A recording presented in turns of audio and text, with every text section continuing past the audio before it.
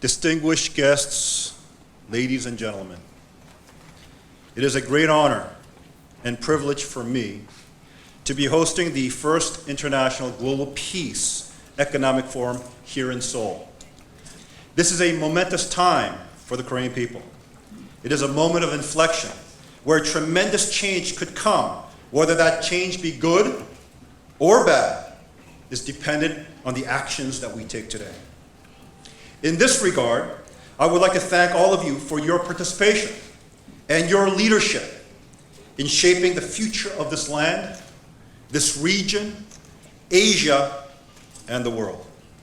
I would like to give special thanks to Honorable Kim Jin-pyo, Deputy Prime Minister of Strategy and Finance, the Honorable Park Tae-dong, Member of the National Assembly, and Dr. Kim Joo-hyun, Head of the Subcommittee of Economy with Presidential Committee for the Unification Preparation, for helping us to organize this event.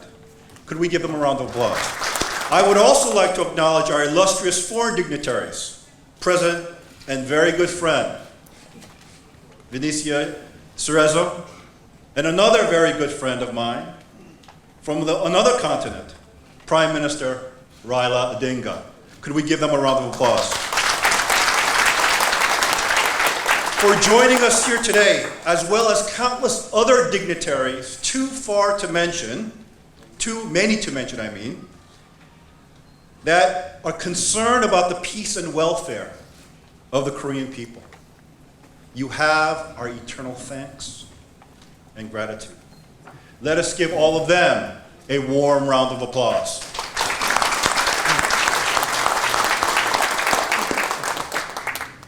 As I have mentioned, we are gathered at a special moment in the history of the Korean people. Although the peninsula is still divided, new winds of change are shaping this land and the region, making the promise of unification ever more real.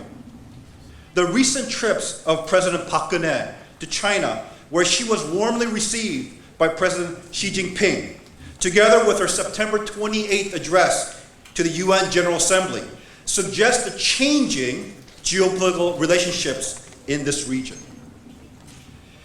It suggests a growing international consensus that South Korea should lead the issue of peaceful unification. The old Cold War lineup is fast dissolving. Of the North's historic backers, the Soviet Union is no longer in existence, and China is rethinking its policies toward the peninsula. I outlined these changes in the third chapter of my book, The Korean Dream, A Vision for a United Korea, published in the fall of last year. There I give a new perspective for unification by going beyond the Cold War paradigm that have governed the regional relationships over the past 3 decades and shaped the six-party talks. Paramount to this new thinking is the focus on outcome of unification rather than the incremental processes to unite the peninsula, without a clear consensus as to what a unified future might bring. In addition to this new framework, I emphasize the importance of engaging the Korean people in driving this issue forward with the support of the international community. Instead of it being driven purely by the two Korean governments in the North and South. This bottom-up approach necessitates the articulation of Korea's historic identity and destiny in line with the Hongik-ingan ideal, and in so doing reminds all Koreans that the last 7 decades is but a moment in the long arc of our history, which has spanned 5 millennia. I learned firsthand the failures of the Sunshine Policy more than two decades ago, when my father, the Reverend Dr. Sun Myung-moon, became the first person to open the door to North Korea. What followed was more a failure of the South than the duplicity of the Kim regime. All manner of South Korean entities made a mad dash to the North without any coherent overarching strategy. and often at cross purposes with each other. This lack of vision and clarity about the outcomes of engagement allowed the Kim regime to survive and later fund their nuclear program. Today, however, things have changed dramatically. We have the lessons of our past, changing geopolitical dynamics, and more importantly, through the efforts of those engaged in this conference, a growing consensus in the South around the vision I outlined in my book. Under the banner of Action for Korea United and the One Dream, One Korea campaign, we have gathered all of Korea's representative religions, over 700 civic organizations, with more joining by the day. Representatives from both political parties, which has been a first, and with a new unification song campaign, a growing number of student and youth groups throughout the South.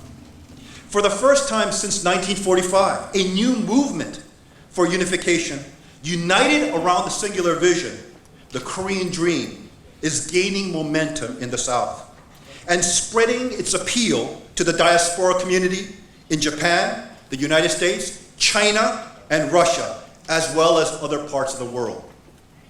For the 70th year anniversary of independence, festivals and conferences were held in these nations with key local partners to celebrate Korean solidarity and on unification. This momentum will crescendo with tomorrow's event in the World Cup Stadium in front of more than 50,000 young people and televised nationally on SBS.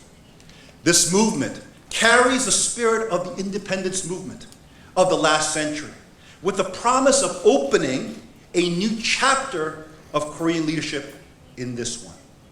For me, the unification issue and subsequent creation of a new nation has always been a lifelong dream and aspiration that has run throughout my family. My great-granduncle had been an activist for Korean independence and one of the drafters of the Declaration of Independence during the March protests of 1919. My father later carried that torch with his historic trip in 1991 to the North, opening relations between the two Koreas, in addition to his various business and peace initiatives on the peninsula. It is within this context that I would like to address the theme of building the 21st century economic model for a unified Korea. As momentum builds for the creation of a new unified nation, it is crucial that the South prepares itself to lead the greatest merger in human history up until this point. German unification will pale in contrast to the opportunities and challenges afforded by Korean unification. First, it will offset the intrinsic macroeconomic problems of both economies, as the two parts of Korea have exactly what the other needs for sustainable growth. Although integration of the opposing political, social, and economic systems will not be easy. Secondly, it will end the security issue on the peninsula and in the region, especially the nuclear threat and the risk of proliferation. That will be the stimulus for regional growth and prosperity with global implications. That is why it is absolutely critical to make sure the health of the South Korean economy can support such an integration. The South's institutions today, from the government to the business sector, need to honestly assess whether they have the experience, capability, and capacity of leading the unification process. Successful economic integration will be the most important component of unification, since it will support all the other initiatives in integrating the political and social life of the two Koreas. As a result, old methods and outdated paradigms must give way to a more dynamic model that is forward-looking and growth-oriented. The South's meteoric rise over the last 70 years was fueled by the growth of chaebols, and the government policies that supported them. It had its place in the 1970s and 80s, when, as an emerging economy, the South needed to build scale in key strategic industries. Yet, in today's mature domestic market, that same structure is no longer a benefit, as it is unable to generate enough jobs, allow innovation and flexibility, or to fuel growth.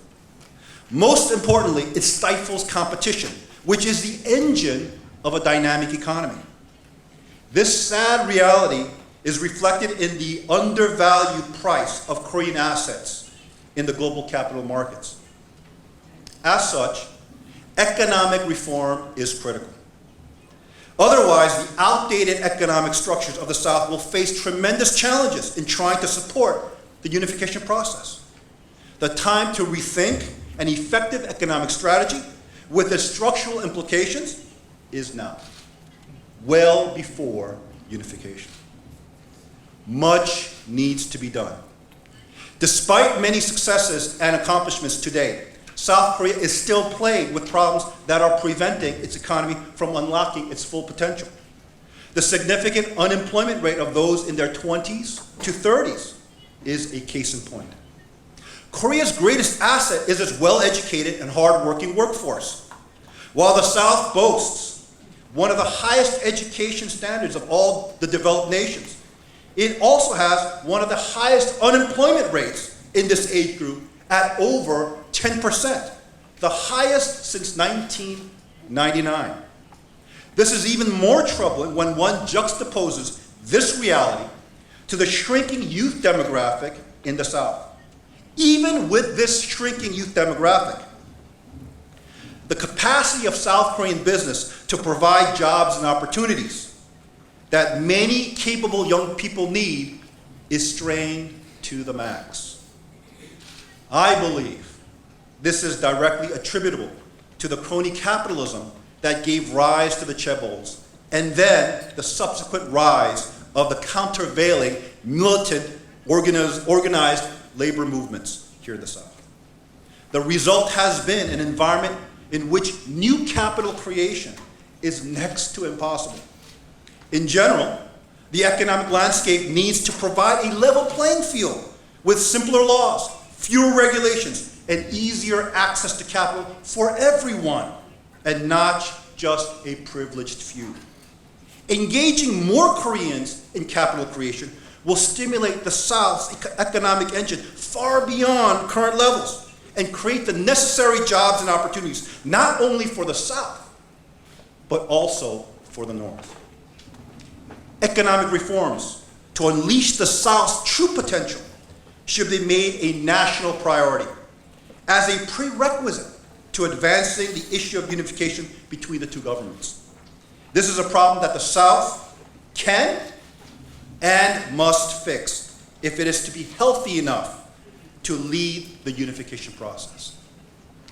Today, a handful of chaebols dominate the South's economic landscape.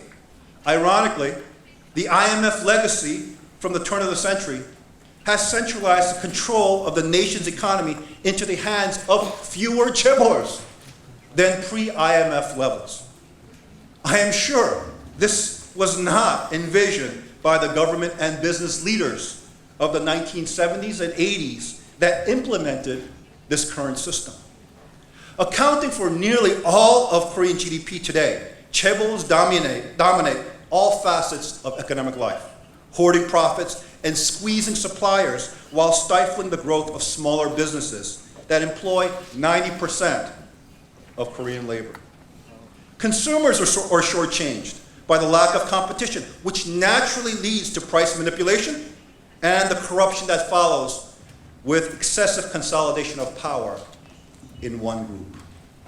Most of all, the nation suffers and is held hostage to the whims of a small, few elite group of chaebol families, suppressing opportunity, innovation, entrepreneurialism, and even hindering economic growth. Growing negative sentiment toward the chaebols and their archaic legacy speaks volumes to the reality that the status quo must change. This sentiment has a harmful effect on all other stakeholders in the economy, as it leads to an anti-business environment at large. In this landscape, the chaebols do fine, since they control the economy and the political class. Yet it creates huge barriers to entry for any smaller player or entrepreneur, since they lack the resources and the connections to navigate the treacherous labor market and regulatory terrain, as well as the bloated and corrupt government bureaucracy in the pockets of the chaebols.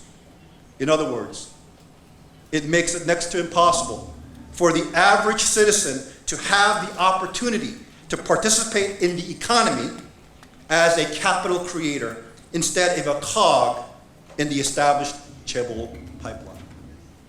For someone like me who grew up in the United States, this is anathema to the ideals of the free market and capitalism.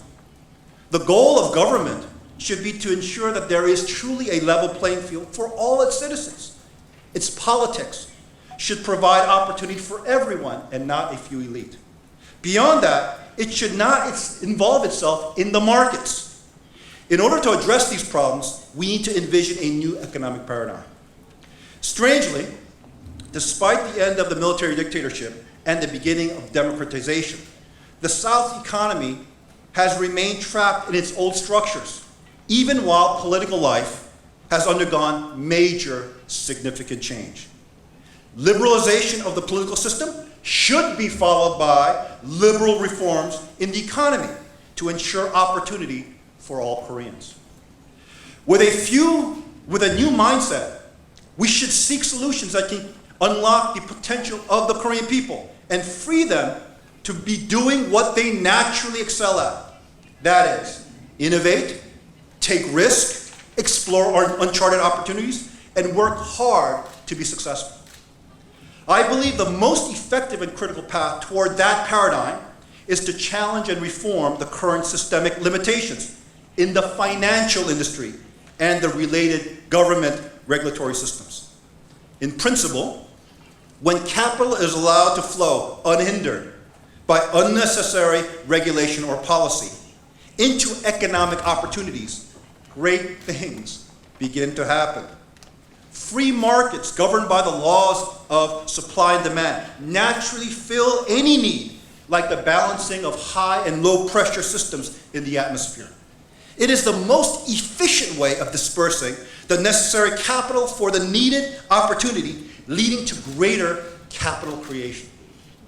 That is why Korean financial institutions, with the support of government policies, should not merely sit on their trillions of dollars of excess cash, but should employ and deploy a greater portion of that capital toward financing new growth and opportunity, thereby making their money work harder for all its shareholders, especially the Korean citizens.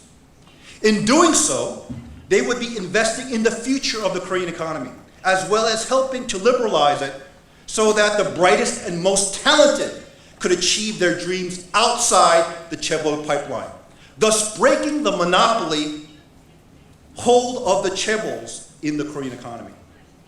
With easier access to capital, just imagine how many new startups there could be here in the South.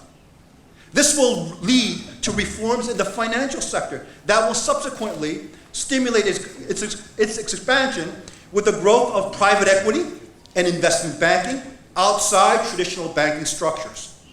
This, in turn, will stimulate other industries, especially the technology sector. The greatest challenge for any startup is capital. But with new access to funding, who will be the next Naver, Down Kakao, or Coupon? The sky is the limit. In addition to stimulating technological innovation, it will create greater market discipline in the traditional industrial sector. Inefficiently run companies will be the natural targets of mergers, LBOs, and acquisitions, as easier capital accumulation will allow those disciplinary pressures to be felt, as was the case in the Western democracies. This should lead to greater transparency, governance, and efficiency in the markets to the benefit of the shareholders, the Korean people, and this nation. Similarly, South Korean financial institutions should leverage those reforms to proactively seek growth opportunities internationally. First, to secure markets, raw materials, and investments, and secondly, to establish global leadership. Korea is already a mature market, and the data clearly show that the Korean economy is battling low growth and low inflation. Korea's long-term viability and growth hinge on the financial sector facilitating growth abroad, which in turn will tie those markets to Korea. However, Korean financial institutions today remain notoriously bureaucratic, inefficient, and risk-averse, unable to function effectively in connecting capital with opportunities, both domestically and abroad. In comparison, while not perfect, the US and European counterparts undeniably excel at capitalizing on unique growth opportunities.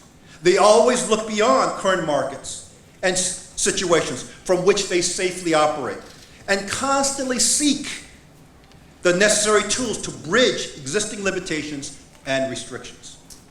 This predisposition to pioneer while managing risk leads to win-win outcomes for all shareholders as the pie grows and values are maximized.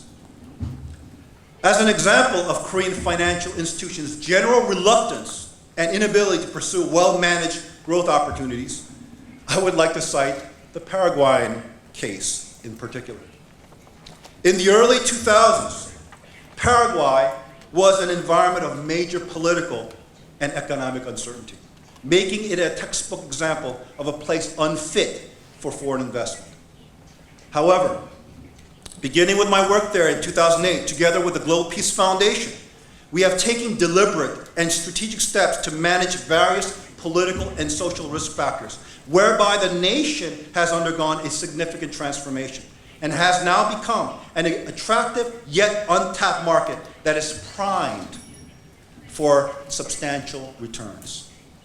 In 2008, I personally debated with then President Nicanor for almost 2 hours, arguing that it is ill-advised for him to expropriate foreign-owned assets for short-term political gain.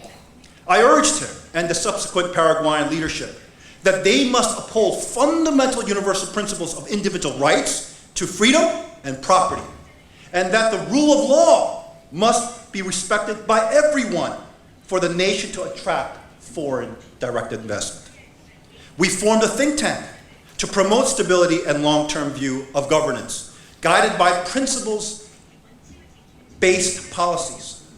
This approach stands in stark contrast to many Latin American nations that have created policies around personalities and regimes. Our institute now serves as the most respected and influential voice in Paraguay and works in partnership with institutions such as the Heritage Foundation to help Paraguay progress even further. In the end, we have effectively mitigated what many would call country risk through my various social programs and conferences on good governance. Moreover, we have planted a vision for Paraguay as a gateway and hub for Latin America, much like Switzerland, Singapore, or Dubai, where it becomes a center of diverse distribution, industrial, financial, and legal services for the region. With a strategic location, abundant natural resources, low cost of energy, low taxes, favorable investment laws, stable political institutions, and a young labor force, Paraguay has become a hidden gem. This is where I have hit a wall when speaking with the heads of Korean financial institutions about the exciting opportunities in Paraguay. I actually met with all the leading banks and bankers. And they lay the responsibility squarely on the South Korean government's policy for their inability to take action. In stark contrast to the smart monies of Europe, Latin America, and even China that are moving into Paraguay, Korean financial institutions seem incapable of overcoming their current limitations. Systemic problems, as well as bureaucratic mindset that plague all government institutions, have prevented them from taking bold, innovative steps to capitalize on obvious opportunities as they opt for safe mediocrity over value maximization. The Korean government needs to step in and support the financial institutions to make their capital far more competitive and global in reach. Government policies must be revised to remove barriers and constraints due to outdated models, to liberalize financial markets, and to incentivize investments that promote growth. China, for example, is not sitting idle. Its government-backed investment dollars are hard at work internationally, taking advantage of as many growth opportunities as they can handle. Our government should also follow suit and commit substantially increasing foreign direct investments, especially in the underdeveloped markets, and also to provide increased loan guarantees and insurance mechanisms to help bridge the gap between developing markets and Korean capital. Ladies and gentlemen, Korea stands at a crossroads. Rooted in our founding aspirations, we have an opportunity to reinvent Korea based on the best models from the East and West, as well as the past and the present. As Korea moves towards unification, this 21st century paradigm for economic development will allow the unified Korea to unlock the latent potential of its greatest asset, the Korean people. The creativity, drive, and heart of our people are our greatest strength. We need to ensure that the culture and the systems of our nation will support the full potential of the Korean people, now and as a unified nation in the near future. As the only nation still divided from the Cold War era, we need to ensure that this new nation is far greater than the one that we are currently living in, both in form and in substance. This will require our best efforts. However, with everyone joining hands, I have no doubt that the unified Korea will truly stand as an inspiring beacon of hope, not only for Asia, but for the world. Thank you very much. May God bless you and your families.